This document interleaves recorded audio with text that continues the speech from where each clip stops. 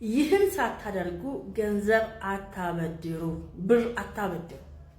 እንዴት አደራችሁ? ጠበቃና ይጋባ ካሪቲና እንግርማይ ብዙ ጊዜ በባንክ አበድሬዋለሁ፣ በባንክ ልኬለታለሁ፣ እንደዚህ አድርጌያለሁ፣ ሰው ፊት እንደዚህ አበድሬዋለሁ እና ከለከለችኝ፣ ከዳችኝ ይባላል። እና ገንዘብ ስታበድሩ ከ500 ብር በላይ ከሆነ የብድር ውል 4 መስመር ጻፍ አድርጋችሁ በዚህ ጊዜ የሚመለስ በዚህ ቀን ይሄን ያህል ገንዘብ አበድሬያታለሁ በቃ አለቀ፣ ይሄው ነው።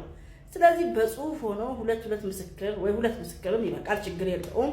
ምስክሮች በፈረሙበት እናንተ በፈረማችሁበት ተበዳሪ በፈረመበት አድርጋችሁ አበድሩ፣ ተበዳደሩ እንጂ ሌላ ውስብስብ ጉዳይ ውስጥ መግባት ይሆናል። ምክንያቱም በባንክ ልኬለት ነበር፣ በባንክ ልኬያታለሁ፣ እሱ በጣም ብዙ ክርክር፣ ብዙ ማስረጃዎች፣ ብዙ የሚደረጉ ነገሮች ተደርገው የምትተማመኑበት ነው እንጂ ግዴታ ህጉ የሚቀበለው አይደለም። የሚደጋገፍ ነው። ይሄ አሁን በባንክ እንደዚህ ልኬ ሰው እንደዚህ ከዛ በኋላ እንደዚህ አመነልኝ እንደዚህ እሱ የሚደጋገፍ ነው እንጂ የብድር ገንዘብ ከተበደራችሁ ወይ ካበደራችሁ ተበዳሪ ችግር የለውም፣ አበዳሪ ነው የሚቸገረው።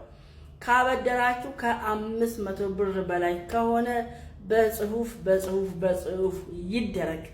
ቀላል ነው። ምንም የተወሳሰበ ነገር ውስጥ አያስገባም። ይሄ የመተማመንና ያለመተማመን ጉዳይም አይደለም። ምክንያቱም ሰው ሊያልፍ ይችላል፣ ሊሞት ይችላል።